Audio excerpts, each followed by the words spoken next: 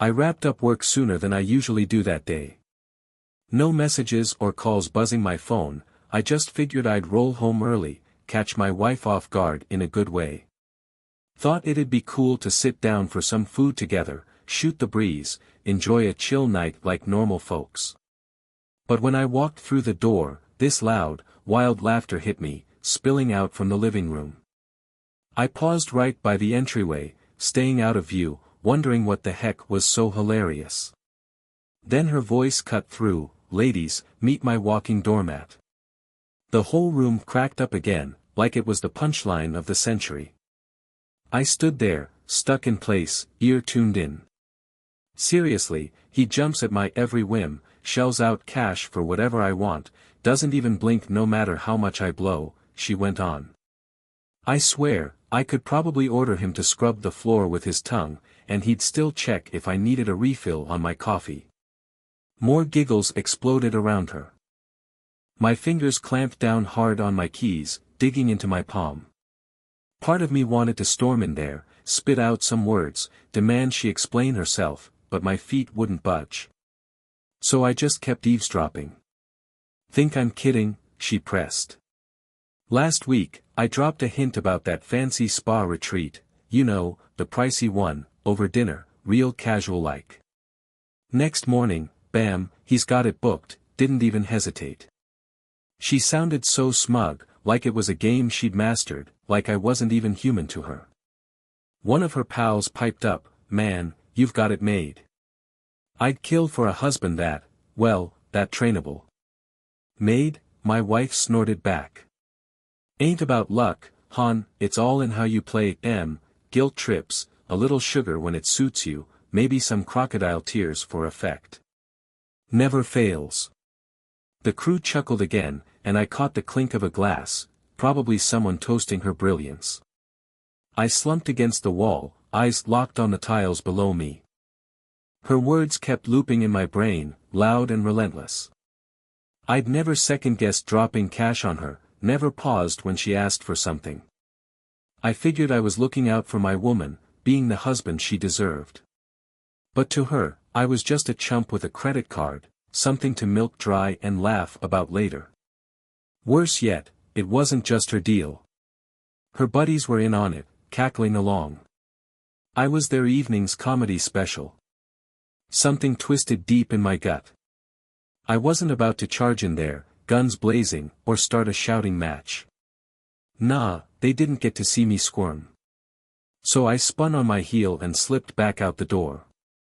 I climbed into my car, hands choking the steering wheel, thoughts spinning like a tornado.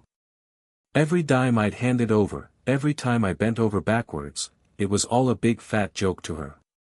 Now I had a choice to make, not some knee-jerk, rage-fueled outburst, but a solid, life-altering call. One thing I knew for damn sure, this doormat gig was over. I didn't head back home that night. Instead, I cruised around with no destination, letting the truth of what I'd overheard settle in deep. I wasn't gonna lose it, wasn't gonna storm in and play the wounded hothead, that'd get me nowhere. She didn't give a rip about me, never had. If I was breaking free, I had to play it sharp. I pulled into a rundown motel, snagged a room for the night. Sitting on that lumpy bed, I yanked out my phone and started jotting stuff down, not sappy feelings, that was done. I needed a game plan. First up, evidence. I wasn't leaving myself wide open to get screwed.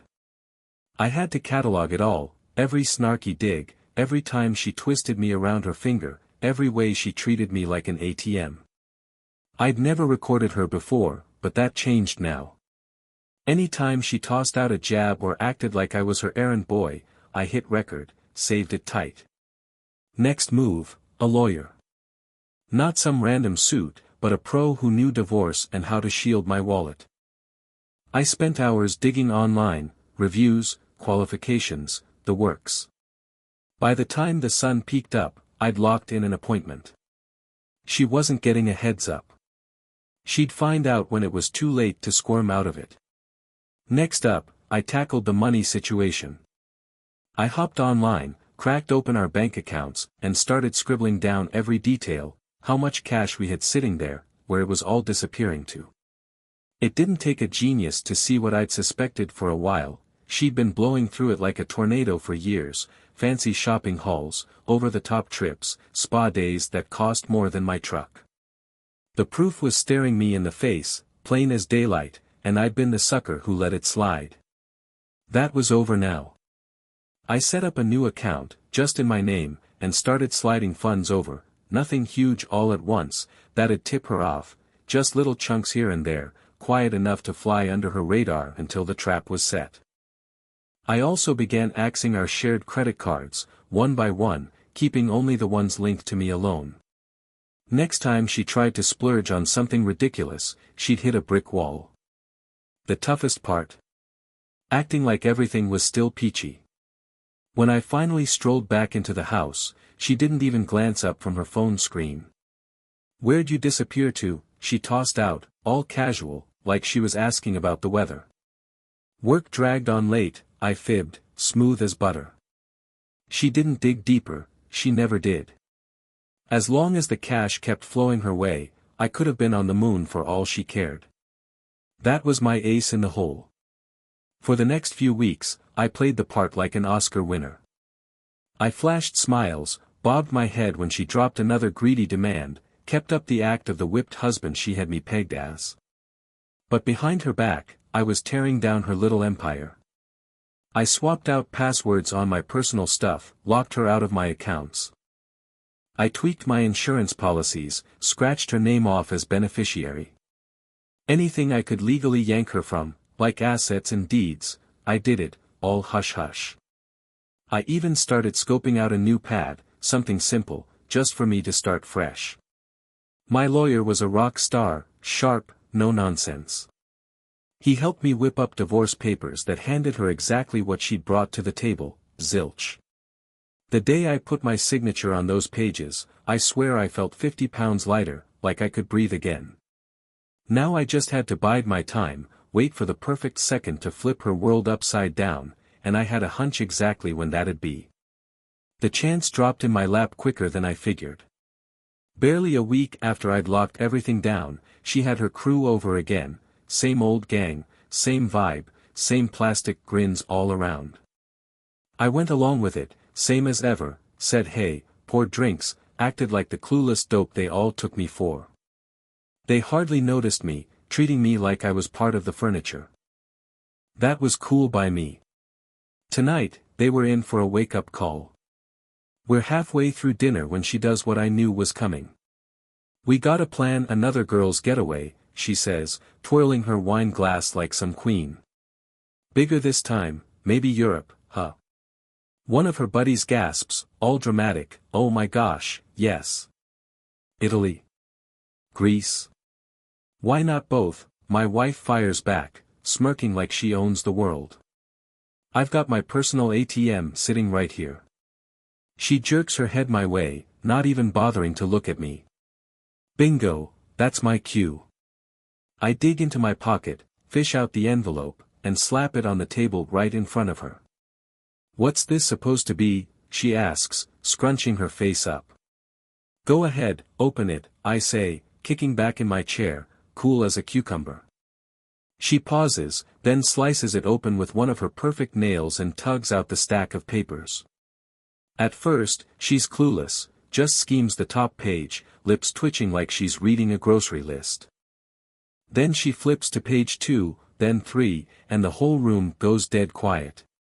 Her pals dart their eyes between us, lost, waiting for her to fill the silence. And boy, does she. "What the hell is this?" she snaps, that fake honey tone gone, replaced by a razor edge. "Divorce papers," I say, real steady, taking a slow swig of my drink. She blinks at me like I just barked in Klingon. "You're messing with me." "Nope," I reply, setting my glass down with a little clink. "I'm out. You don't need a sugar daddy anymore, you're flying solo." Her friends squirm, a couple hiding smirks or gasps behind their hands. No chuckles this time.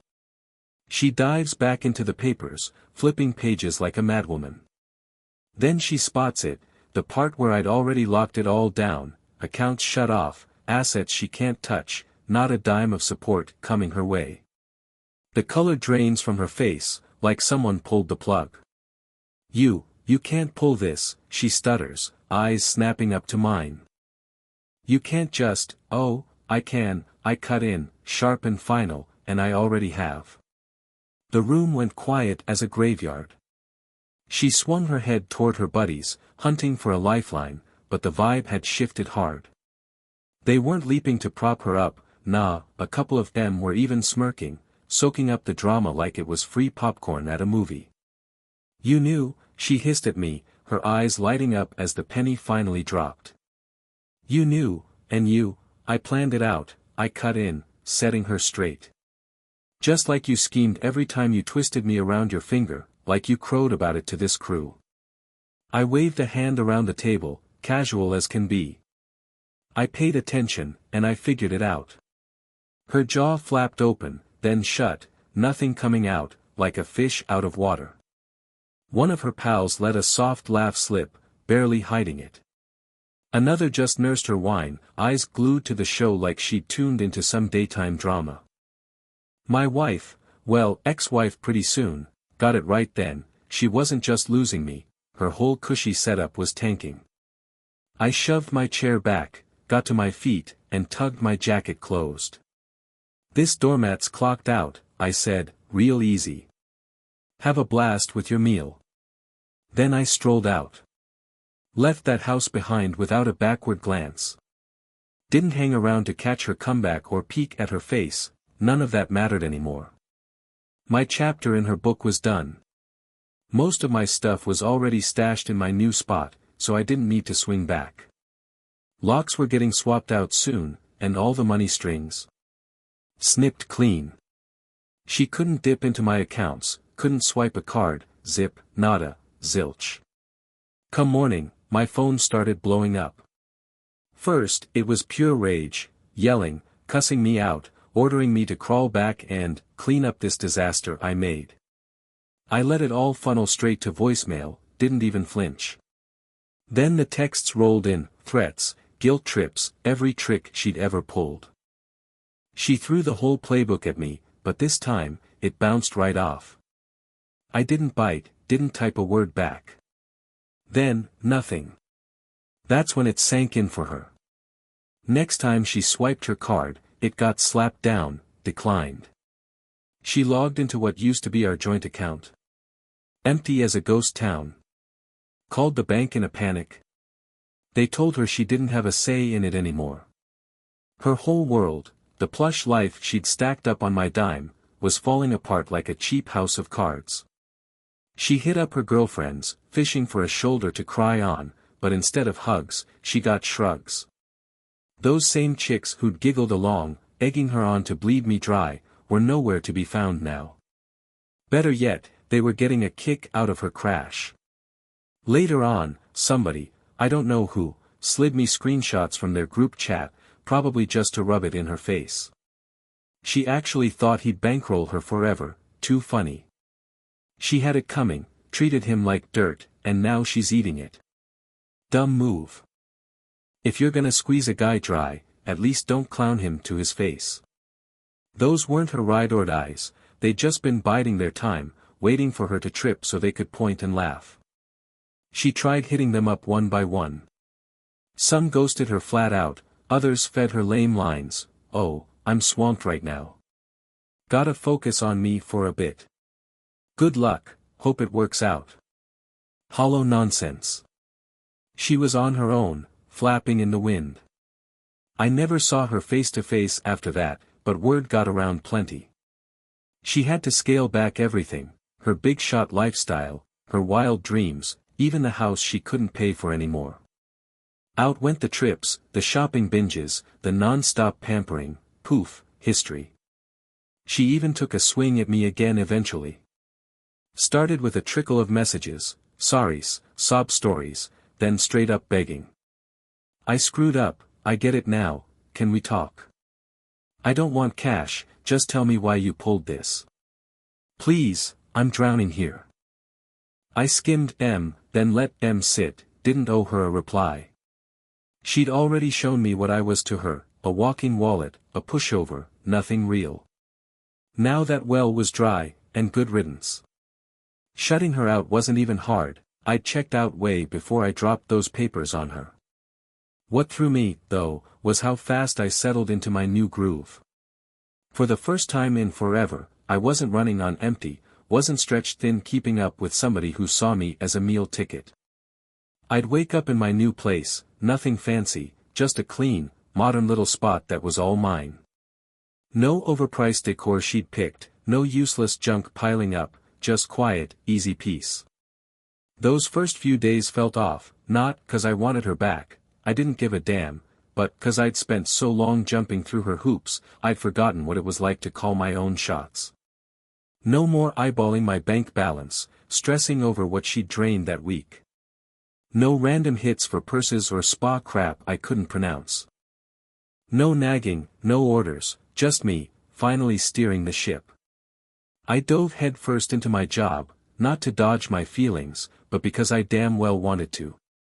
With all that pressure off my back, no more tiptoeing around my own house, I felt like my brain was firing on all cylinders, sharper than ever. I started tackling projects I'd shoved to the back burner for years, pouring energy into stuff that actually meant something to me. As my bank account steadied out, I let myself lean into the things I'd ignored for too long. I hit the gym regular like, not bailing anymore because her chaos had me wiped out. I linked back up with buddies, real ones, the kind I'd let slip away while my marriage ate up every spare second of my life. One of them, a pal from my college days, cracked up when I spilled the divorce story. "Man, I always scratched my head wondering why you stuck it out with her," he said, grinning. "It's like you kept dumping water into a cup with a busted bottom." That hit me square in the chest, 'cause he nailed it. I'd burned years trying to patch a hole that just kept leaking, no matter what I did. I took myself on a little trip, nothing big, just a quick weekend escape to a calm lakeside cabin. No plans, no one to answer to, just me and some fresh air to fill my lungs. I'd always wanted to do something like that, but back then, it never happened. She'd have turned her nose up at anything so basic and cheap. Now, I didn't need a green light from anybody. Every now and then, I'd catch wind of how she was doing. Word was she'd shacked up with some family, scraping by, barely holding onto a shred of that high and mighty life she used to flash around. Those gals who'd oot and out over her spending sprees. They'd latched onto some new cash cow with fatter pockets. Didn't faze me one bit, though. I wasn't stewing in resentment or boiling with rage, I was just done, free as a bird. Time marched on, and so did I. Weeks melted into months, and she barely crossed my mind anymore. I'd carved out a rhythm that was all mine, surrounded myself with folks who actually gave a damn about me, and filled my days with stuff that lit me up, not just bleeding my wallet dry to keep somebody else amused. But life's got a weird way of looping back around when you least expect it. One night, I'm parked at a cafe near work, tapping away at emails while my coffee's brewing up. Just another regular evening, nothing special. Then I hear it, her voice. Didn't lift my eyes right off, but I felt that old tightness creep in, that fake sugar in her tone, like she was warming up for a big act. When I finally glanced up, there she was, hovering by the counter, waffling like she couldn't decide if she should come over. She didn't look the same. The fancy purses, the blingy jewelry, that flawless hairdo straight out of a salon, all gone. She wasn't in tatters or anything, but the old her, the one dripping with cash and swagger, was nowhere to be seen, just a regular woman who'd taken a hard fall. She shuffled over. "Hey," she said, tossing me a shaky smile, like we were just old pals swapping stories. I gave her a nod, kept my mouth shut, wasn't about to roll out the welcome mat. "I've been wanting to get in touch," she went on, fidgeting a little. "Wasn't sure you'd even want to hear from me." I let the quiet hang there, heavy. She was fishing for me to bail her out of the awkwardness, throw her a lifeline. "Nope, not happening." She let out a sigh. "I just needed to tell you I messed up." Big time, about everything. I cocked my head, playing like I was puzzled. Everything, huh? Her lips tightened. Yeah. I treated you like crap. I didn't see what I had, till it was gone, I get that now. I huffed out a breath, not a full laugh, just a little puff of air. Took you a hot minute to figure that out. She swallowed, throat bobbing. I lost it all, you know, the house, the fancy life, those so-called friends. They ditched me faster than I could blink. I was an idiot to think they gave a damn. She paused, sucking in a big breath like she was steeling herself for the next pitch.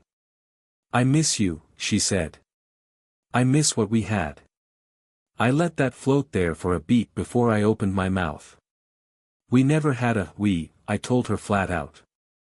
It was you, and then me, the chump footing the bill while you trashed me to your crew.